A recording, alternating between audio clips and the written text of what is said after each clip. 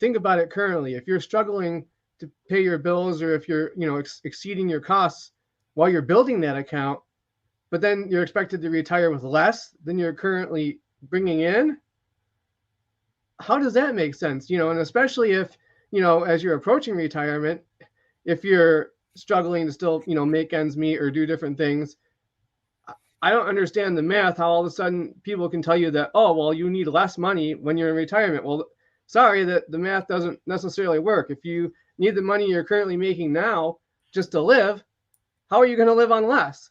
I mean, what are you going to do? Sell your house or something? So, and then downsize maybe so you have a little bit more money. The like we said last week, the math ain't mathing.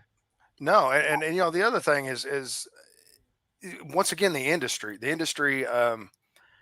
teaches and puts out information that's not necessarily true. And in fact, I'll say that none of it's true when it comes to a couple of the statements that I've heard just recently in the last 3 to 4 months. And I think we had another member of our group that actually had this personally happen with him. Is they meet with an advisor and they talk about retirement, and they're within a few months or a year, and their approach is that well, you're going to be in a lower tax bracket.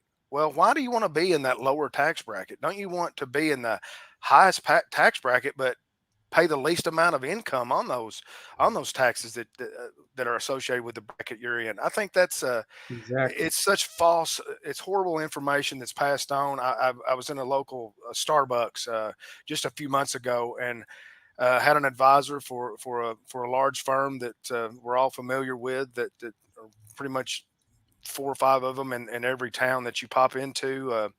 Green logo, we know who they are, but their approach was, you're going to be in a lower tax bracket. And I'm sitting there listening to this and this conversation, and it just blows me away that's what the industry is putting out there, that yeah, you're going to be in a lower tax bracket, and that's what you need to understand, that you're going to have to live on a lot less income than you're accustomed to during your working years, and it doesn't have to be that way. No, and you both brought up a few points that brought some things to my mind. So the first part is, do we need less income in retirement? And it reminded me of what Tom Hegna talks about, and he's of course PBS speaker, author, and presenter. He talks about the go-go years, the slow-go years, and then the no-go years. And the go-go years are you're freshly retired. Every day is Saturday.